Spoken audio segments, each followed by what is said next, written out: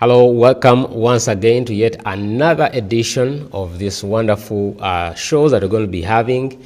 Again, remember, as I say, it's going to be empowering, it's going to be inspiring, but also very informative. We want to help create some level of understanding and to also put a spotlight on the life of the very many different people that are making a difference here in the diaspora. And we are coming to you from Massachusetts, or commonly mostly people call it Boston, even though Boston is just a city, but Massachusetts is the state. And today I have someone very, very, very profound in our community, our Ugandan community, who is playing oversight, over spiritual needs of different people, individuals in our society here in Boston. She has been a big blessing to the people, even though I don't pray from her church, but I've been able to attend and be part of some events where she is presiding over. We recently also celebrated her here in Boston, Reverend Christine Nakyeyune Busuulwa.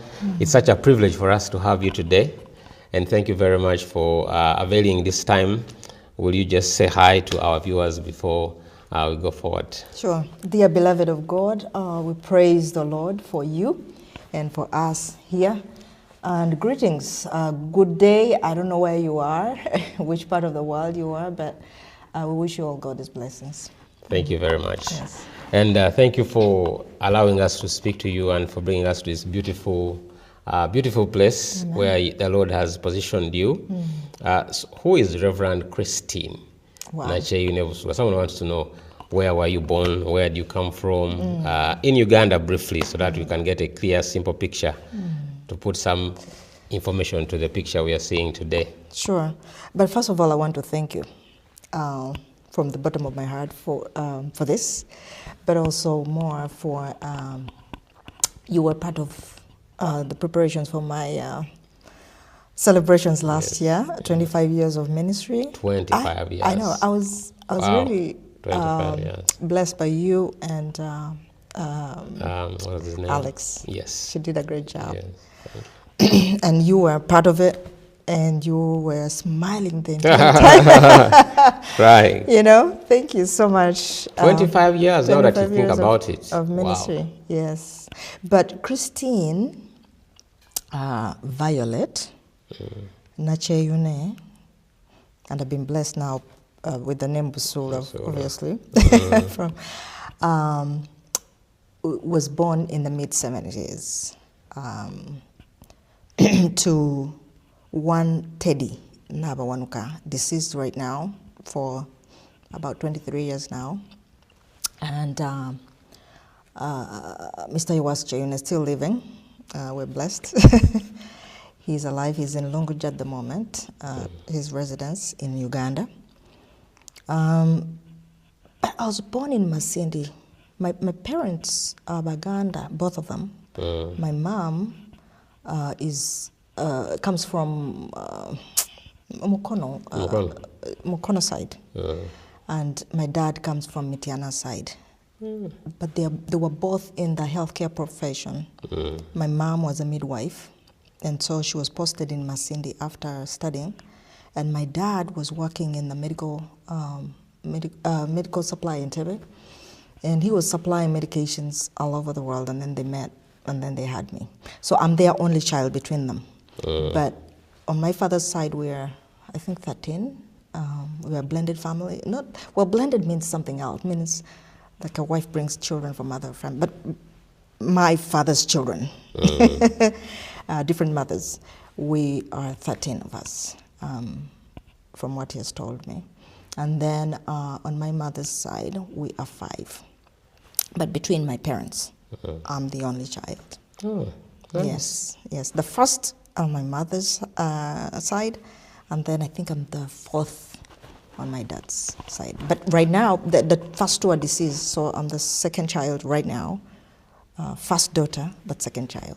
Oh, great. My brother's the firstborn right now.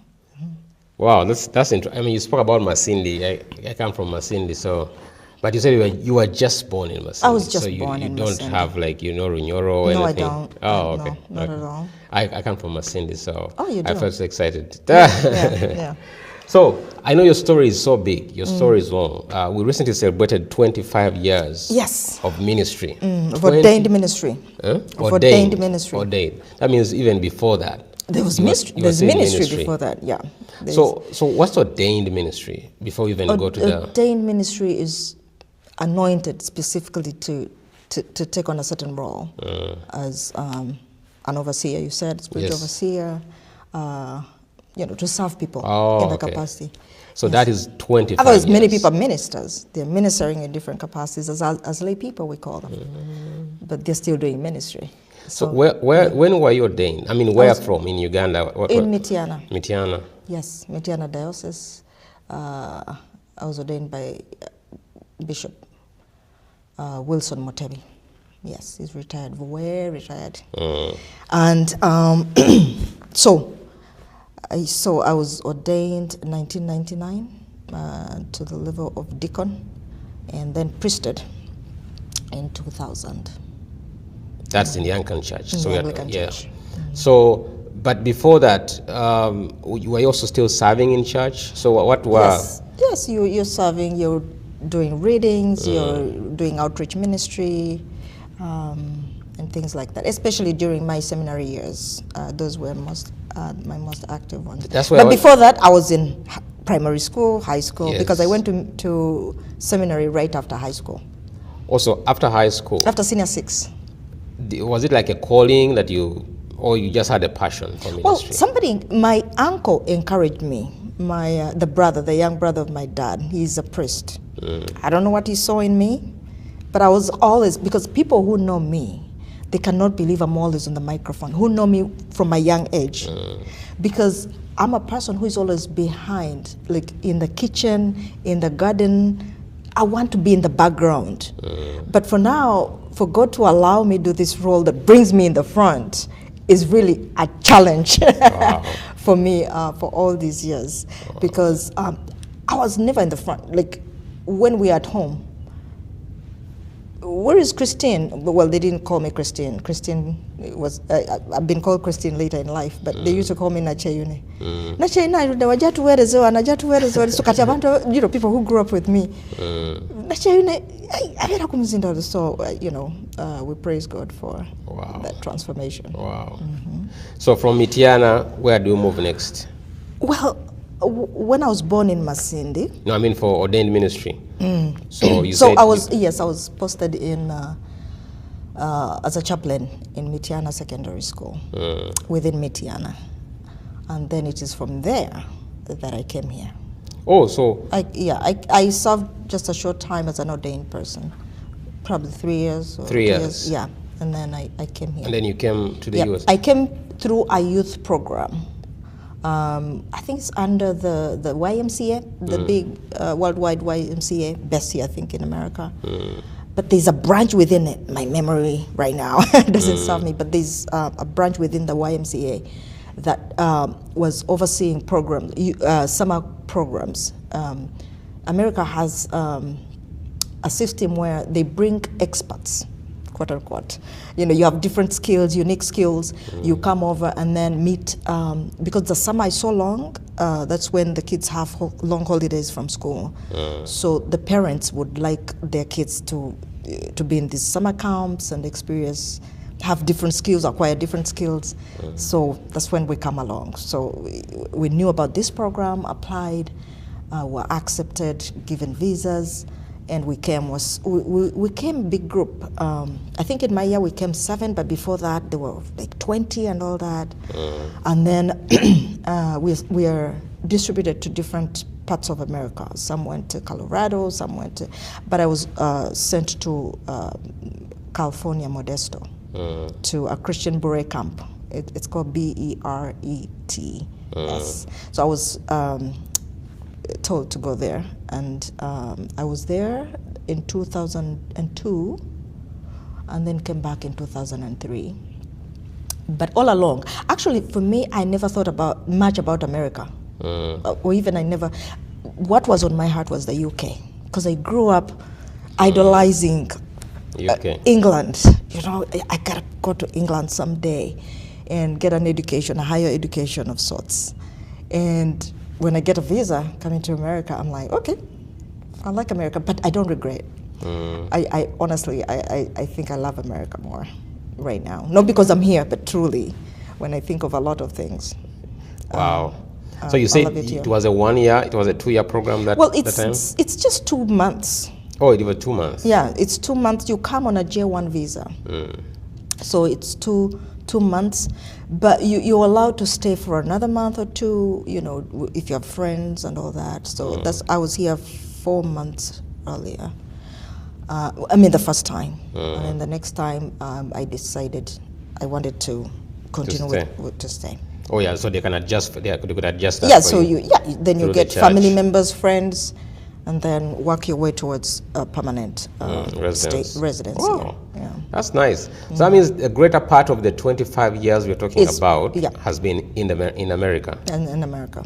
And 22 years or 21? 22. 22 years in the U.S. Yes. And which state have you been in most? Oh, of course, Massachusetts. Okay, so of the 25 years, we'll say... And I'll tell you something. Well, we'll talk about that later, probably, when you ask me about my family, because my husband is not here. And we've been trying to get a visa for a while. I mean, people know this. But people who have come to an extent, those who really love us, they're like, why don't you go to Canada? He was in the UK in 2008. They said, why didn't you just go there and stay there? But I've thought through and I've said, I think Massachusetts is enough. I should come from Massachusetts and go back home. Because trying another life, Canada, wherever, really might be cumbersome is what I'm thinking. So I've spent most of my life here, and I see myself really staying here and going back home when I'm unable to probably take care of myself, or if my husband doesn't come, then go sooner. Oh, okay. Or something like that. So he's with the kids? He's with the kids. Kampala. Some of the kids. One of them is here. Oh, one of them is here. Oh, okay. Yeah. And you travel. I know you. I travel every year. Yeah, you keep going back home every year. And I mean, for me, that really speaks a lot. And you said for the bigger chunk of the 25 years has been here in Boston. Yes. And I mean, for me personally, I feel, it's a privilege for the committee to have someone from home. But I want to ask you something before I forget that. So you were ordained by the Anglican Church in Uganda. Yes. So how does it still play oversight over you when you're here? How do they follow up? Are there channels and whatever they do to follow up? And yeah, they had to write a letter for me to transfer to the bishop here. Oh, here? Yes. Oh, so because the bishop here doesn't just receive you. Yes. Because getting to the ordained ministry in the Anglican Church, any part of the world, is a process. So you're first a lay minister of sorts, as we agreed upon, and then you go through the discernment process, which is usually on average 3 years. And then after that, you have to be attached to a parish or a larger ministry. It could be it could be a church related, not necessarily a church. And those are the ones that recommend you to the ranks of the church, up to the bishop. They just don't get somebody. So the church in Uganda, yes, has to write you a letter. Because I was already ordained, I don't have to go through that process again. Okay. All right? But even the church here can't just say, oh, yeah, you're ordained. No. Yes. We need somebody to write the letter. We officially. Yes. So and they hand it over to them. There's a program, you could Google it. It's called the Oxford something that we use. They do a background check on you. And the people in Uganda do write, we know her, or we don't know her, or we know her, but she's terrible, we know her, she's good, whatever they want to say. And then the bishop here will look and assess for himself whether he would want to work with you. And then you become part of the diocese in one of the two capacities. You could either be temporary, where you've not transferred what we call canonical residence. That means you're still a priest of the church in Uganda. That's the one that really is responsible for you, disciplining you, encouraging you, supporting you, praying for you. That would be a temporary situation. You're here, but you have permanency there. The other side. Or you could do a transfer, and they're no longer responsible for you. Now you are here. Under the bishop here. Under the bishop here. So this one now, so it comes with different activities. For example, if you're permanent here, whether they ordained you here or whether you transferred canonical residence, you would be able to, for example, vote or choose a bishop. If you're temporary, you can't choose a bishop here. Oh, okay. Or if you come from America and you go to Uganda, which rarely happens, but we have missionaries, don't we? Oh yeah, by the way, think about that. Yeah. So does it also happen that way? Like they can hand them over to in Uganda? I've never had a chance to be in an administrative role within the Ugandan setting, probably because of the white privilege. Yes. They might just let them do things, yes. But in actuality, they are in a temporary situation. They're there to teach a certain class in theology, or they're on a mission, so they wouldn't, but white privilege, probably they do think they get away with a lot of things, but that's the way it should be. So, and here pension, if you're permanent here, you would, whatever compensation you get, part of it could go to your pension program, so that when you're older, there is money for you to be taken care of. So those are the things. Temporary versus permanent. Yes. I mean, of course, it's so the bishop you bought. There's a time we were somewhere. I saw that bishop. Is it that the bishop that you're under? The one who we had a prayer meeting one time, and I think I saw the bishop. Who came yes, that's the gentleman. That's the one. Oh, okay. He's in Amesbury right now. Okay. Yeah. So now he plays oversight over you. Yes. So you report everything. Yes. He's. Yes. Oh, okay. But the others stay. Yeah, of course. They overlook, they oversee, and they have some powers. Because I saw on your 25th anniversary, of course, we had the Archbishop from Uganda came over. Yes, he came because he knows me more. But there's an incumbent bishop right now in Mutiana. Yes, and I should, and I am making, I should be in a good relationship with him. He should pray for me, he should support me. I should be in good books with him, doing ministry together. Wow. Yeah. So you still have... Whether he has my canonical residence or not, whether I have permanency there or not.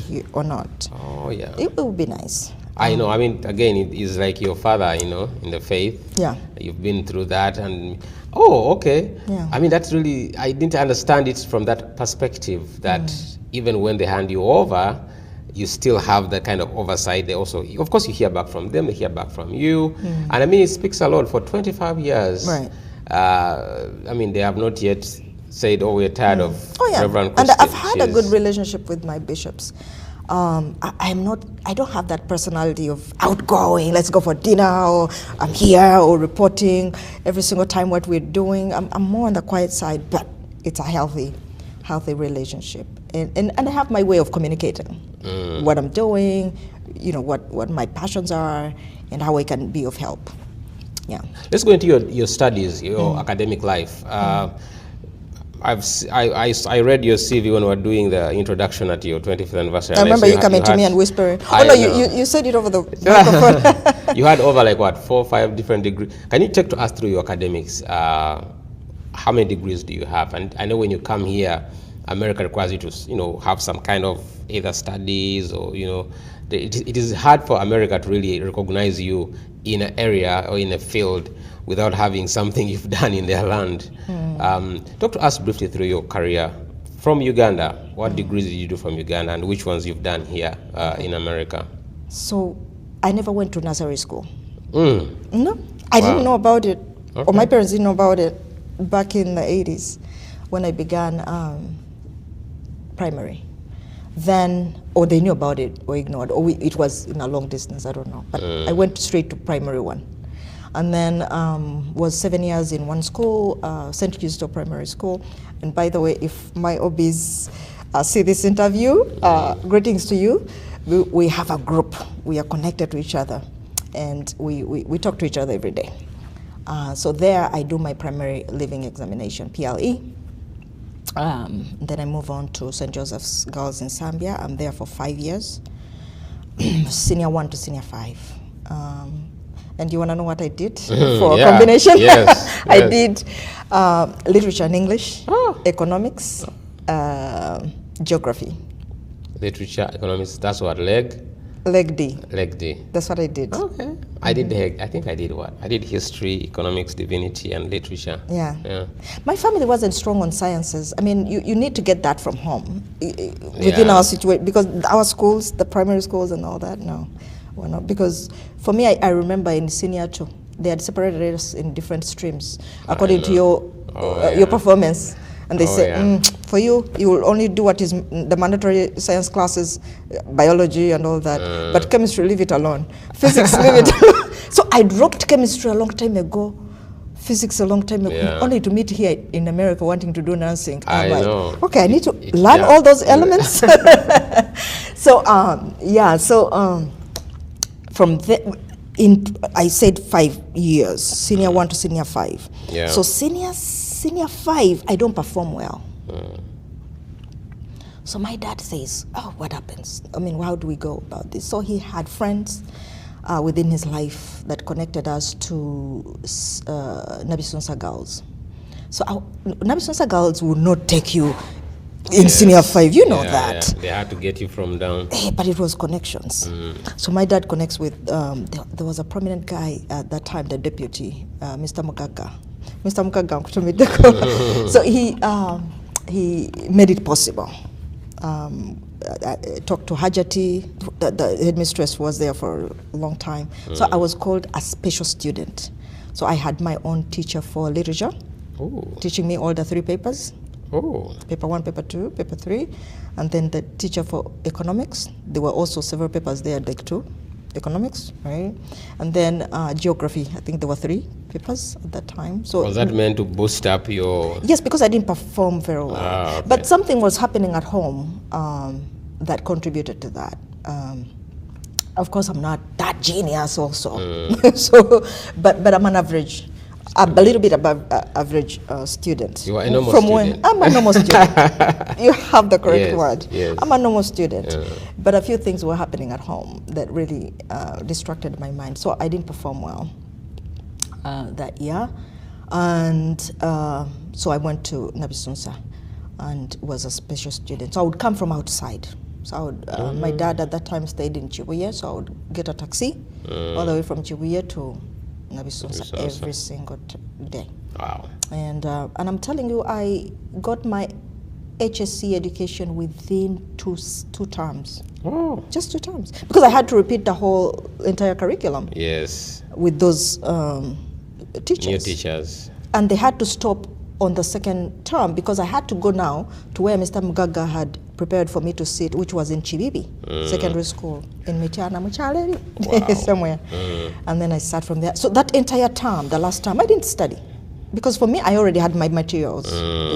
But what I got to learn was being street smart. But they're smart. Oh. They can imagine. They are in the market. That's the kind of life. For me, I'm from these schools where the kids are, mommy, chocolate, mommy, buy me. They're entrepreneurs. They are photographers for business. They are buying kasoli and all that and selling it at a higher price. That was the life. Making money and somehow getting the material. They get the material, and they're passing. And then you hear they're at Bakere, you hear there, and then you meet them later, and the majority of them were Muslims. Of course, it's a Muslim school. So by the time they're in 2nd year, they have a big business going on. And you're like, how did that happen? I know. So those are the people I rubbed shoulders with. Wow. And then after that, I got some points, but not enough to take me to Makerere government. My dad at that time didn't have the kind of money to take me. Actually, my year of going to university was the first year private paying for yourself began. Oh. What do you call that? At Makerere? At Makerere. Oh, so it used to be government. Through government. You don't qualify through government, you're done. Yeah. But to pay for yourself, private, began with our year. I think that must have been 96. Around there. Wow. 95, 96. So you were in the unlucky lot. You had to start paying. They had to start. That was the year. No, I didn't even apply because it was something new. So for some families. Oh, by the way, because it's new. Being a government now it's changed. But Nakawa gave me accounting They admitted me, because I remember, but I did go there. That's when my uncle comes in. He says, you know what, let's go to Mukono. Ministry. Yes, let's go to Mukono. And at that time it was a degree, Bachelor of Divinity. Then how many years? 3 years. 3, okay. And the degree was awarded by Makerere. So Mukono was affiliated to Makerere because it didn't award degrees at that time. Yes. Oh. So and then I get a bachelor's. And then a year after, that was 99, 2000, I go back and get a we call it a postgraduate diploma in education. UCU. UCU. So that one I got from the UCU now could award degrees at that time. So I began teaching in secondary school where I was posted as the chaplain. Then I taught. Yeah, the only subject I would teach was CRE. CRE 311. I could teach any paper. Yeah. And that was for 2 years, you said? No, the postgraduate is 1 year. No, I mean this. Because you're not learning the material, you're just learning methods of teaching. Oh, no, I mean the actual teaching. Was in Mitiana. And how many years did you teach? You said, is it 2 years when you were there? 2 years. 2 years. And that's the time when you come here? Yes. So you come to USA. What else did you add to your collection of diplomas? Yes. So when I come, after the second time of coming, as I said, I'm hungry. I'm telling you, I landed in Boston. That's how hungry I was for education. I landed in Boston in June. No, must have been August, because we came in June. The program runs in June because that's when the summer camps begin. So you serve the camp, and then in August it's ending. You come. By June of the following year, after months, just months, not even a year, I was at Bunker Hill Community College taking some classes, English and all that. You were so aggressive. I was so aggressive, and I was paying out of pocket. I wish I was patient. I would have waited, but I was so I really wanted. So I was paying out of pocket as an international student because I was still sorting out my papers. Wow. I wouldn't advise anybody to do that if you're planning to stay for an extended period of time. You'd rather wait, straighten out these things, and then pay as a local person, but also get government programs to help you. It's affordable, more affordable that way. And you said what was the diploma you were doing that you did? At Bunker Hill, I was because when I arrived, when I arrived in Boston, I have my good friends. They're still good friends. They told me. They brought me into the world of paying bills, coming from Uganda. I know. Somehow, I never thought about bills. For me, I thought you come to America, and life happens. Yeah. So for me, I'm like, I'm coming to America, I wanted to study. But at the same time, on the other hand, I was like, I'm spending 2 years here because I want some good amount of money, maybe 20,000. I don't even know the estimates of the money, the kind of money I want. I'm like 20,000 because I want to go and build. At that time, I have a younger sister, an aunt. She's a younger sister of my mother. She's a nun, so I've been visiting her now during seminary time because I had never seen my mom up to the age of 22. So when I'm at university, I find my mother's side. So I find they have nuns, 2 of them, one has since died. But now this one, I would visit her whichever convent she goes to. I would visit, but every single time I would be struck by how the Catholic Church now has these establishments. The convent has a garden, a farm. Yeah. It has some kind of poultry or food. So they just tell you sit on the table, and I'm telling you they have fruit. They have only that, I said, but I could see that it's coming from their hard work and systems. And I said, why don't we Anglicans also have some kind of systems? But of course, I'm coming to learn later in life that it's hard for the Anglican Church because we, the religious leaders, have families. Yes. It's going to be tough. Yeah, I know. This one has 10 kids. Responsibilities. This one has 20. Oh, yeah. This one has 3. Now, what is the church going to do about that? It's difficult to put systems in place when things are not uniform. But these people, they give up life. That responsibility of, family, and then come and stay in a convent. It's easier. Yeah, but nonetheless, I did admire. So I'm coming with that picture. And the last time I had visited her, she was somewhere in Kamuli. And I said, even in Kamuli, they still, you pass the bad roads, the bad houses, and then come to this place. It's over, there's water over there. There's, it's well arranged. And I said, no. You want to do something like that? I need to do something like this. So I spot a place that is Lake Malawi. What's that? Which one is that? In Mitiana. I forget. I'll get the name. Yeah. Which I will remember it along the way. Yes. So had you spotted it, or just you wanted to buy that? It's past Bukanaga, then you go. I would be lying to you if I say no, but I try to remember the name. So, yeah. So that's what you wanted to establish there? Yes. I had never even visited there. I was in Mitiana for about 3 years, but I never had the opportunity. I would see people come with the fish, the small fish, on bicycles, selling them in the neighborhood. But I knew of the lake, but I never visited. So I said, when I come back, I would have enough money to go build a building. I was thinking of women's ministry now, because I had seen the convent. But in addition to that, remember, I had been in camps, and I'm thinking of some kind of a beach where people come and learn skills, because that's what brought me to America, is telling stories, jumping ropes, whatever it is, everyday life. Because these Americans are always in the house and all that. They don't get these skills. So when they interviewed me, they said, oh, we love those skills, bring them on. So I'm like... So you carry that? Yes. So that's what I thought that I would come to do. But now changed. My friends tell me there's bills to pay. That changes everything. And I'm a very independent person naturally. I never want to burden people. So right away I caught that, because that is in me. And I said, oh, that means I have to have a job and then pursue my passions. But I didn't know that the job would be like a lifetime thing. Like paying bills would be a lifetime thing. So I figured, because then they introduced me to CNA, I did that one, I did the driving classes. I said, life is good.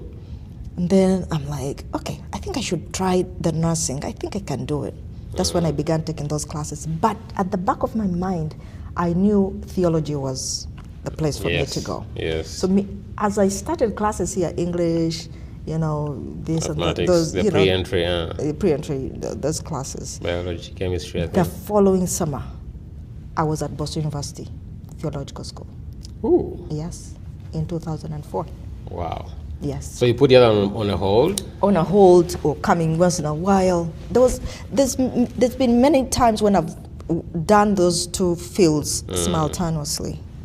And I don't advise it for anybody, because multitasking, I've come to learn, doesn't work.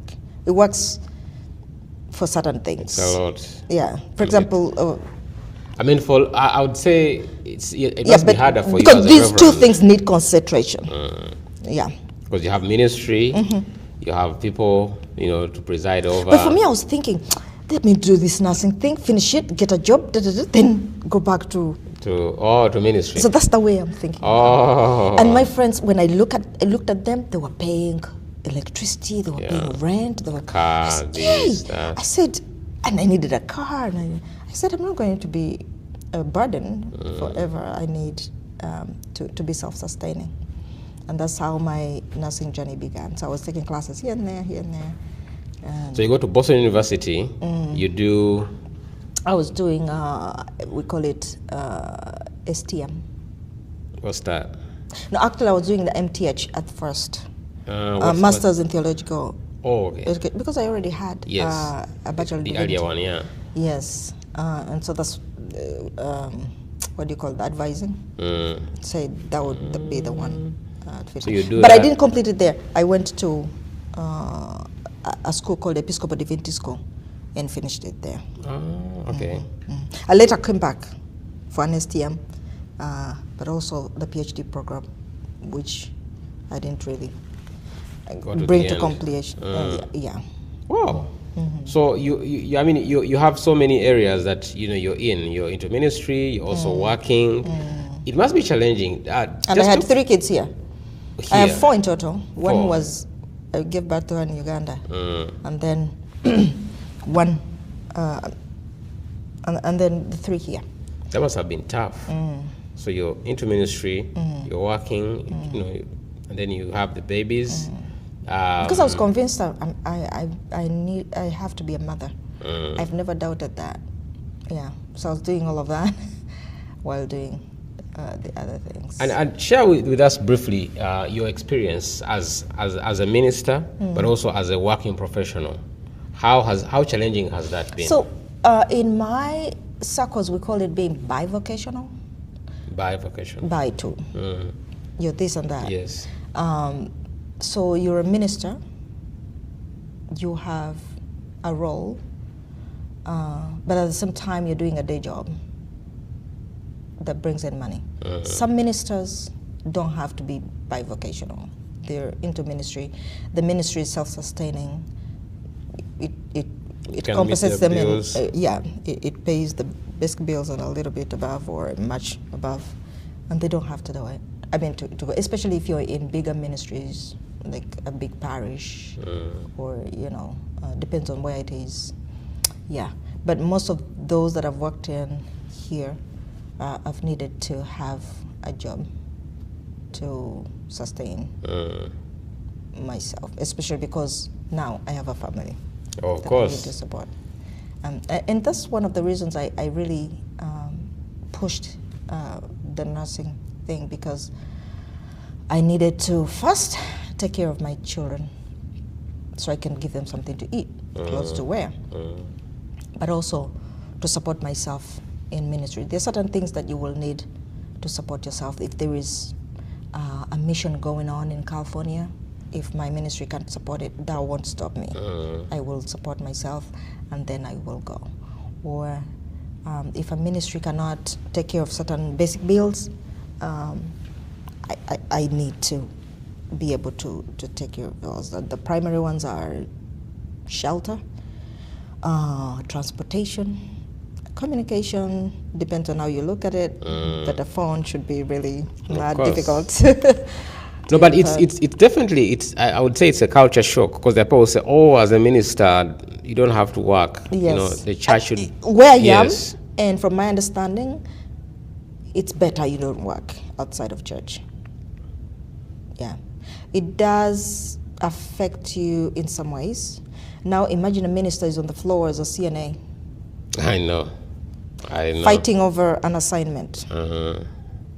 Sometimes I'm in the nursing homes and I look like a dummy, because now I'm saying, where is the minister in me? Exactly. And where is the worker in me? Yes. And then I present a flat affect, like a flat sort of personality that has no emotions, and people have no idea that I'm fighting with all of those things. Yes. Because for me, the natural me would be like, let's do the assignment and get done with this. And somebody else is saying, no, you're not going to teach these people to always get away with things. Whether it means shouting at the top of, let's do it. So it's looking at things. But that's really nice, and I want to really commend you for that, because you would have chosen to just, you know, I don't know what, do nothing about it, which would have been harder. I would have gone home a long time ago. You see? If you're not willing, if you're serving the demographics I am serving, and you're not willing to work, you would be home a long time ago. But where we are in the life of the Ugandan Anglican ministry right now, there's some ministries that the structures now are there. The understanding of people has changed, has transformed. They know that they need to tithe, they need to pledge, they need to give, so that certain things take place. But you will find some voices that don't really understand that. And I always tell people, let your minister just be devoted to your ministry. That's how your ministry is going to go, and it's going to grow, and it's going to be sustained, at least, even if it doesn't grow, but also to be sustained where it is, because we are different personalities. This morning I came from work. We agreed. And I'm here and I'm alive. Another person will be like dozing and not present. It's the grace of God. That's why I'm wondering, for 25 years, so you're serving in ministry, but also you're some career ministers person. cannot even take it. They just cannot. Wow. Yeah. Wow. But the ministry right now where it is, within the Anglican community, those things are, right now we can say they are a given. But when we were beginning way back in 2006, people wouldn't even, somehow I think people are like, about minister, but they're coming from where? I know. And me and Dr. Kasiri really didn't help much in that area because we made it simple. We were like, we had our means of living. He had another church, 2 different churches, he had some savings, and I was also having a job. So we present ourselves on Sunday, and everybody thinks, oh, I think they're okay. Everything is fine. Everything is fine. That brings me to a question. So the reverends in Uganda, how are they sustained? Does the church give them houses? Exactly. It's properly arranged there. Oh, okay. Yes, because you're ordained and sent to a ministry or a parish. The congregations there know that they must take care of you. They must take care of you. They have most cases they build houses for ministers.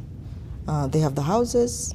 They have certain compensations in place. Some places even have areas where they grow food.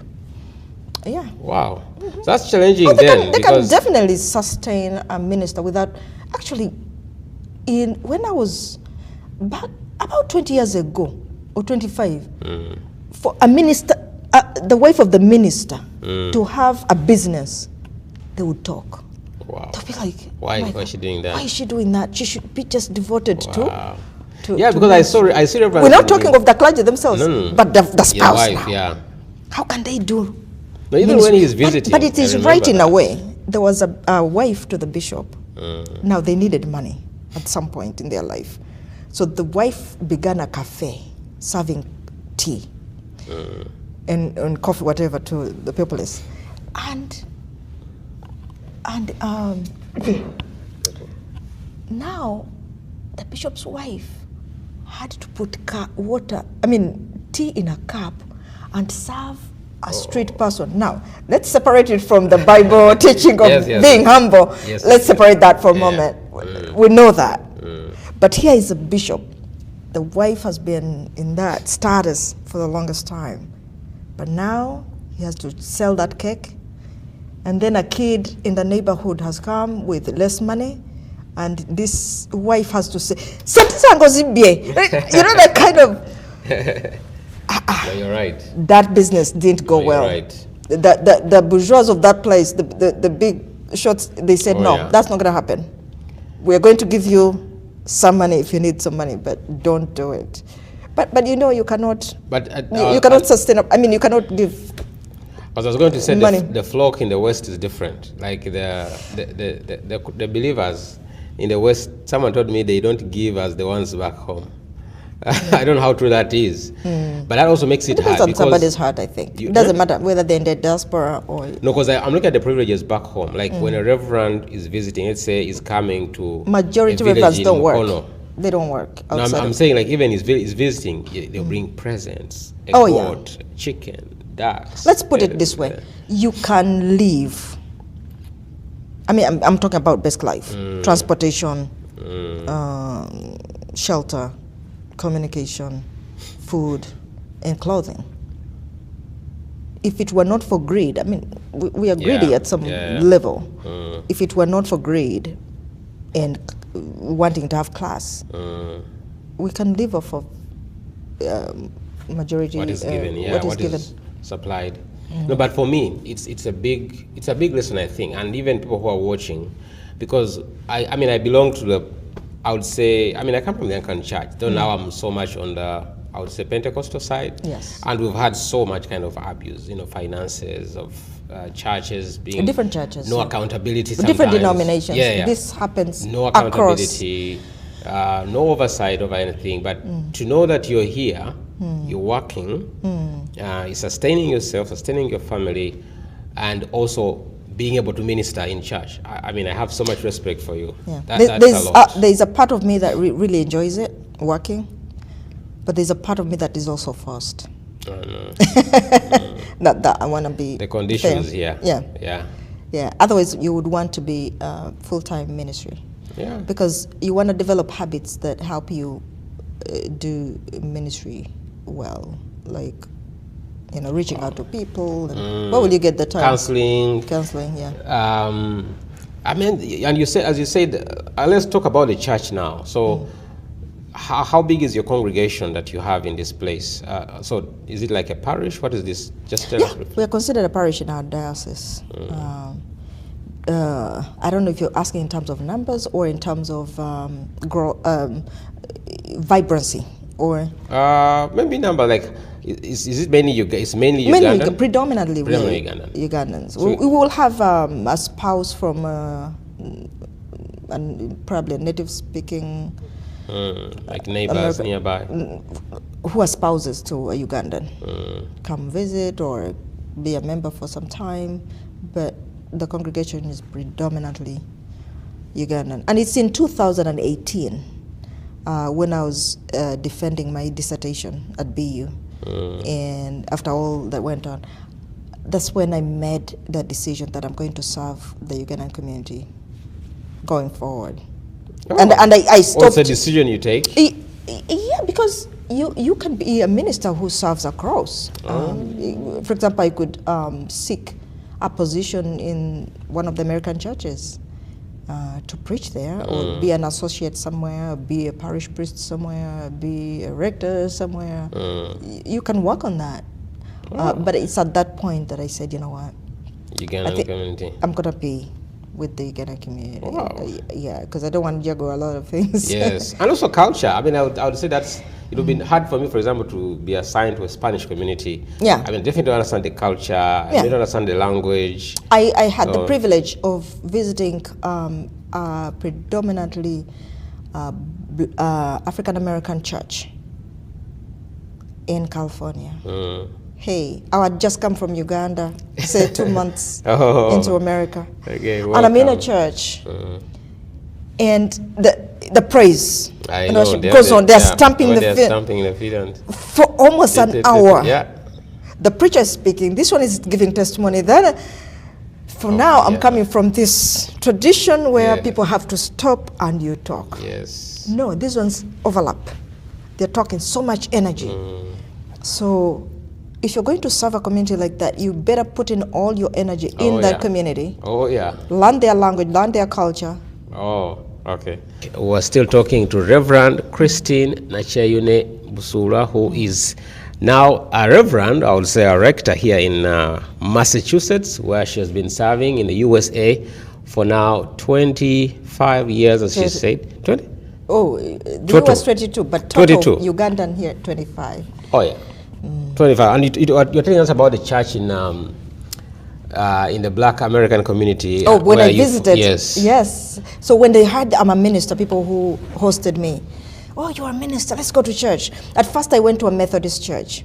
There's some similarity with the Anglican Church law, you know, it was, they also have variations in the Methodist church, just like we do, just like even the Pentecostal church. You know, it's not the way it's done here, it's going to be done there. There's variations every single time. But now I go to this African American church and they're stamping their feet, they're dancing, they're praising, they're giving all the honor and glory to Jesus. I'm like, okay. Which is different from where we come from, And the minister's going to pound that word. The minister's going to sing that verse. And it's going to stay in people's head that day, you know. It was a different style, a different experience. And so I'm making decisions going forward. Okay, Jesus, you've called me to ministry. Show me where I will serve. Not comfortably, but where you really want me to serve. And so that's how I've come. That's how you made the decision to come today. So I was talking about the community here that you serve. You said, how big is your church, like membership? Oh, membership. We could say 100 and maybe 50 people. Okay, not bad. But on average, maybe you will have 60 people come every Sunday. How many other Ugandan, I would say, reverends or rectors, female, that do we have in this the Anglican part? Church? Yeah. In here? There's quite some in the Ugandan community. I would probably be the one. Is there? I don't remember another one. For the Others Anglican just Church. visit. No, the others simply visit. Oh, there was Reverend Mary. She went. Oh, back she home. retired. Yeah. She went back home. So we have like Kenyans. But for Ugandans, you're Except the for only Reverend one. Mary. I'm the only one right now. Reverend Mary. Wait, which one is that? She's retired now. Oh, she's retired. She went The home other ones are about 2 years Catholic. ago. The other ones are No, Catholic. the Catholic Church doesn't ordain Doesn't women. ordain. Okay. Women to the So level you are the only of a priest. female reverend or rector. I would say. Is it Within right the for me to Uganda mix? community right now. The Uganda community. Right now. Others just visit from Uganda or from different parts of the world. Yeah, so the majority of them are men. Wow, that means a lot. That speaks a lot. Being the So we only need to woman. encourage more women. Girls, come along. So what can we do to have more ladies join to do the kind like A bunch of things. We could pray. We could teach the word of God correctly. We could encourage them. because the community Call is them and big. encourage them. The Ugandan community is really big, But we and have to know that. we have reverends in the Pentecostal church. No, I mean for women Yes. here. Yes, I've seen two in No, Pastor not the Mutiaba's- Pentecostal. I mean the Anglican church. We should no, have more. Yeah, we yeah. should have in more. the Pentecostal church. I've seen them. There's Because we all Reverend come. Frida, I'm in the Pentecostal church, but I came from the Anglican church, Yeah. and I feel it's home. I used to go to Munyonyo, the parish and church in Munyonyo, and I was very think I very visited close once friends with the reverend there, and that's something myself. Being the only woman, it means we need to still do a lot to have more women from the Anglican church rise up to your role. and it will take up the whole village, but it will take the whole community to do that. It's not just women encouraging themselves, encouraging the girls, but it's the men also coming along and supporting. Wow. I've found that if you want certain things to happen, especially women's ministry or whatever, the men have to agree. Not just to agree to be politically correct, but to really see the need and the calling and supporting it.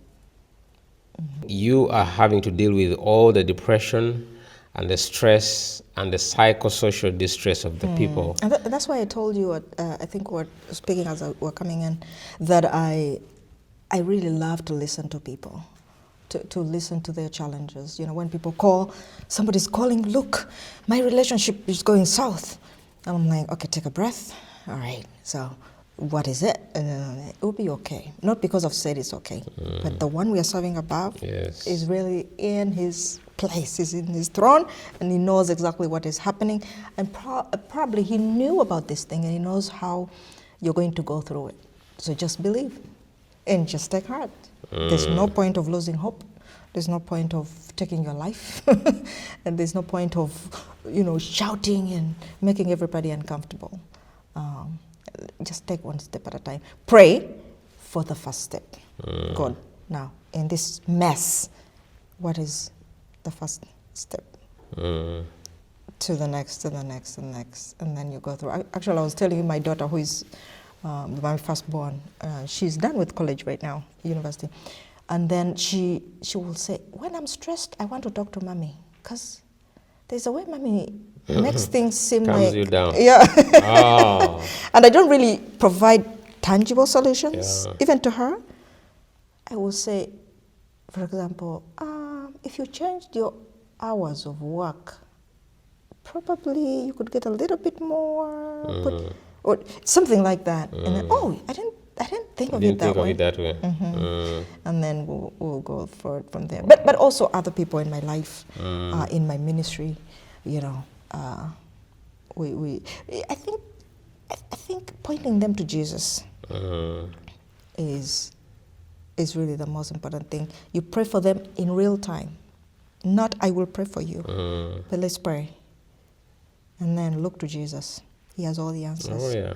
He has all the answers. Who am I? Wow. I was going to ask you, so how do you get time for counseling? Because you're working, during daytime, as you said, it's bivocational. Yes. So you're working, but you also have needs of the people. I'm going to brag about this for a short time. And those Please. who know me, who are in my life, know this, that for the last almost 6 years, since the pandemic, I stumbled upon what we call personal finances. You know that thing going on in the community, personal finance, financial literacy. And it took me different directions, and I've been exploring things ever since. And one of the things that I stumbled into is to put systems in life now that help you, not to solve things temporarily, but to solve things long term. And you're not promised comfort. It's going to be a journey. It's going to be messy. But it's going to work out at the end if you stay the course and be firm on getting the habits and the values in you and looking at the big goal. You'll get there. So in the process, I've met different people, and there's one in Uganda called Manuela Molondo. If you've known her. So she's my inspiration.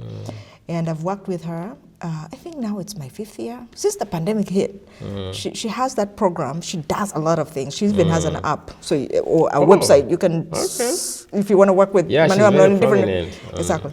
But for me, the way I deal with her is in planning. So we plan the entire year, every October. You plan your life. So when we sit for a week, we plan what my ministry at St. Luke's will be, what my motherhood is going to be, my wife role is going to be, my Reverend role. Is part of the church ministry. CNA role. The CNA role. How is that going to be? Then you bring it all together. Now put it on one calendar. Because you're the person divided in all these different. Now you plan the entire year, then you begin to plan each month. But now you have the big goal, now you break it into 12 months, then break it into week. Now that is not easy. People who know me, if you go into my car, I'm always writing, because ideas, we call it brain dumping, brainstorming. So you're always writing. So you have a book or a space where you dump stuff. Now it's all messed up. Now you bring it and organize it here. So to answer your question, that's the way I organize my life. Is it easy? Probably not, because the depressions. I'm not saying I'm depressed, but those times come in, and then you're like, where am I? But having it on paper now brings you back. This is what I'm supposed to do. For example, I've figured out that I will only work in the healthcare Tuesday, Wednesday, Thursday, and Friday. Whether I need $1 million, working 7 days is not going to bring that $1 million, except for a miracle from above. So that I've worked out. So I will work 4 days in the healthcare. Now, I will do 3 days in ministry. Saturday today, that's why we're able to meet. I went to work today because of greed. No responsibility. No responsibility. Yeah. But, you always want money. But naturally, usually, I should be available Saturdays, and then Sundays, and then Mondays. So Monday for me is more to sit and reflect on what happened on Sunday, what is there, but also to prepare for next Sunday, and then also to sit back and just do nothing. I've realized that we need to have the space to not have anybody within our environment and just sit. You'll be surprised with what your head brings you. Just sit in a place for an hour or two. Because there's a time for now Bible study. That is also thinking. No, I'm not talking about that. Or devotion or whatever. No, just sitting with your thoughts and saying this and that and the other and the other and then the other. You'll be surprised. So Mondays are for that. And then check in with family, how are we doing and all that. And then Tuesday, it's a roller. You start the grind. The grind. But my goal is that when I become 65, and I'm serious, it does not matter where I will be economically. Financially. I am going to cut down. Yes, I'm going to cut down. If it doesn't make any sense, I have to return to Uganda. Because this thing of walking around, it either becomes a habit, it's just something you're just doing out of routine, no meaning. But one needs to really relax and retire. Of course. And do other things, like switch from being on the floor, bedside care. I know. To now the spiritual aspect. Well, that's the thing. It's so challenging as a CNA, but also as an ambassador of God. Like, wait, okay, which role am I in now at this point? Okay, like as you said You earlier. do get disoriented. Yeah, you get, wait, what? Okay. Yeah. I'm supposed to be praying for this person. Yeah. I'm not praying. So instead, I'm dressing them, I'm doing this. And I learned late, but it's never late. If you're going to school, if you're still going to school within the diaspora, it would be better if that day you're going to school, don't go to work. Let that day be for school, because you're confusing your thoughts. Then the day for work, just go to work. That is how you will not be stressed. That is how you will not be, at loggerheads with your co-workers. Because you're there, you have an assignment, then you're shouting at us because your thoughts are not together. That brings me to the point I wanted also to ask you in terms of your own personal mental health. You're a mother, you're a wife, you're a reverend, but you're also a staff working in a hospital, in a nursing home. How do you take care of your mental health? Like, what do you do? Do you run? Do you go to the gym? What do you do? That is one of the major things I had to do with my group, Manuel Mlondo group and others, is to make a decision. This money is going to be enough. Of course, I want more, but because of mental health, yes, because of ministry, because of mothering, because of that, this is enough. So I've never said this out loud, but I've never had an opportunity to work in America in a position of, what do you call that, in the healthcare, like full-time, you do with part-time? benefits. Oh, okay. I'm always part-time in order to allow that kind of thing. Oh, wow. But there has to be permanence even within that for mental health, because you can't be like, today am I working or not? So that's why I'm like, a schedule that is clear. Exactly, clear. And I do work with my supervisors or bosses to understand if me. You don't have a regular because I hear schedule. people being called, oh, there's hours here, then there's hours there, then there's hours there. Definitely, you're not going to be creative. Of course. You're not going to do personal development and things like that. Talking about personal development, I'm at a point in my life where I think I've done enough of what I need to do, or what I'm able to do, or what God is calling me to do. And I'm at a point where I really need to give back now, whether it is in my family or my community. And I feel called really to do mentorship. I have a few young people in my life, both boys and girls, that I speak in their lives. Just speaking. And I make it very clear, I don't have money, because I know most of their problems will be tied to money. But I don't have money. But I just want you to have an adult that you're speaking to, just about anything. Yeah, and I'm quite liberal in that sense, to the extent that somebody can open up and say, I have this relationship going on. Part of me is like, you're not supposed to have this. But part of me is like, I want you to open up, so you have a space, a safe space where you can talk about these things, because they're happening anyway. whether you talk about it or not. Yes. So I am really thinking about, speaking in the lives. That's nice. Of the young ones. Creating safe spaces for them to find someone, because some of them can't even approach a parent to open up in some of the things. And I think that's why many of them end up like taking drugs. We've heard of kids who have committed suicide. Exactly. And all kinds of things. So that's really nice. So I'm taking time to understand the young people. I was so busy being a young person, and I didn't quite understand. So now I'm going back to understanding. So, one more question before we go about the church. Tell me about the church. Do you own the building? Are you? We are on a campaign, if you want to know, and we're inviting you to be a part of it in any way, small or big. Buying a building? We want to buy a building. We want to have a space, and we are actually getting out of that mindset of getting a beautiful cathedral style sort of building to just a building. Could be a warehouse or something where we arrange, because we believe that access to the building has a lot to do with growth. You just asked us when we do our choir practices, you know, different activities for tomorrow, for example. Yes, because for tomorrow is Sunday. Sunday. Yeah. And we can't do that. We do it in our living rooms because the arrangement here is that we're here on Sunday. On Sunday. Other times like this one, we've had to make a special arrangement.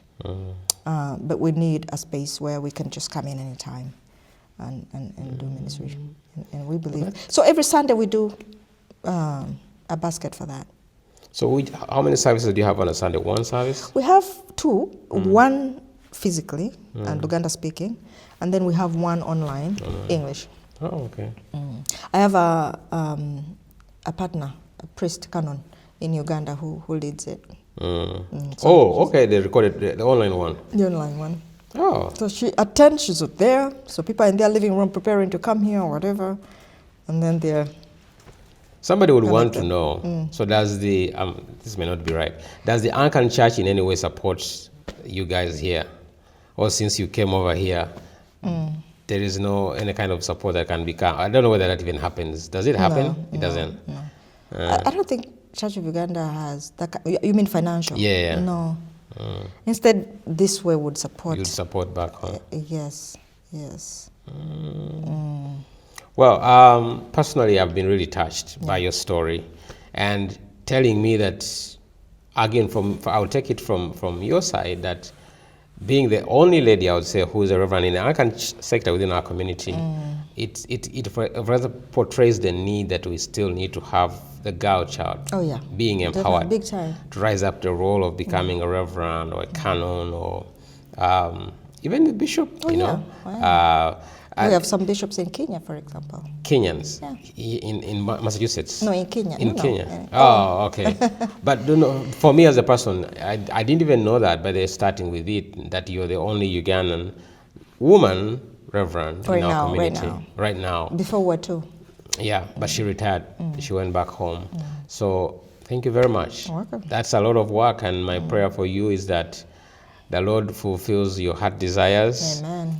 And that the Lord helps you and gives you more grace, because as you're dealing with people who are depressed, you also have your own kind of stress. I guarantee you, I'm not in your shoes to know, but at least I'll have an idea that working less than 8-hour shift, by the time you finish your 8-hour, 9-hour, whatever kind of shift it is that you're dealing with, by the time someone calls you, Reverend, I have a problem, I need help. Like your own help, your own mind has to first pause the whole stress you're dealing with to respond, because you're not going to say, leave me alone, please, I'm busy. Oh, no. Because they're calling their reverend. You know, you're not going to tell them they want to talk to their reverend because they believe the reverend doesn't have to have problems. In their eyes, you have to be perfect, all the time healthy and well. And I believe that's how a reverend should be. Yeah. Is that you're supposed to have support system that handles your emotions and your whatever, so that you can be healthy now to the people you're serving. Yeah. And they shouldn't be blamed for coming. They should. Otherwise, why not? Well, but at least now they know. Maybe some of them didn't know that you are a very hardworking career woman as well at the same time. Because we rarely meet, in the diaspora. The people only come on Sunday. They don't know anything beyond the reverend, beyond Sunday. But I also want to thank Manuela Molondo, I follow her, I think, for she knows working with you, and I think she works with so many other people out there that she has helped to design this kind of work. Because if you don't design that kind of work, you need to plan your personal life. You run mad. I'm sorry to say. You'll be torn apart. You'll be messed up. You're mixing messy. Ministry. You have work, family. You don't have the time that you need to designate to things. So I think that's having a clear workflow of events that are happening in your own life that helps you take care of your life. So any final remarks before we go? Any words of encouragement? Well, it's been a blessed time here. We thank the Lord, and we thank Evangelist Moses Makitali for the ministry that you're doing. And just know I'm your fan. I follow you. And especially in the winter. I don't know how you do it, but I see you on the streets in the winter. I'm like, his hands must be cold, but his heart is warm for Jesus. He's going to preach this Jesus to the end. We praise the name of the Lord, and we wish you well. God bless you. Thank you very much, Reverend. And we'll keep on, praying for the ministry and Yes. the work of God, and that the Lord brings more peace, not just for you, but also for the people, even for all the problems we talked about. We are hoping that the Lord is doing a great work, but also for me. But there are things, opportunities, and good things to celebrate. Oh, I mean, a lot. Yeah, people, even if they are financially constrained, but there's opportunities, there's jobs. Oh, yes. America's jobs, you can get over them. God has. Yeah, there's good things to thank God for as well. We just didn't get into those ones. Oh yeah, the Thanksgiving. Yeah. Maybe we'll have, and I think our prayer also is for a building. As you say, Oh, talked yes. about a building. Yes. So To maybe do ministry. Yes, for a church, for here in America. Maybe you're watching, and Oh, yeah. you can stand with the church and say, well, Start I have with this. St. Luke's Anglican Church. We're in Wayland. Oh yeah, tell them the address if they want to come and pray with you. 107 Concord Road in Wayland, Massachusetts. We pray every Sunday at 12:30. So you're welcome. Thank you. Yeah. And we have different prayer platforms online, and we can always share those when an opportunity. Great. Yeah, I want to encourage you, if you're watching and maybe you would like to stand with them as they're believing God for the building, for the church, for the work of God, to have a permanent residence. That really speaks a lot. So that's my challenge for you if you're watching and you're in a position. Maybe you're here in Boston, maybe you're in California, maybe you're the people who are looking to bless communities that have believers and the Anglican Church. So this is a very good community for you to stand with and to support. Thank you very much, Reverend. Thank you. God bless you. Amen. And we'll maybe see you again on another time if we have something else to discuss. Oh, sure. But thank you.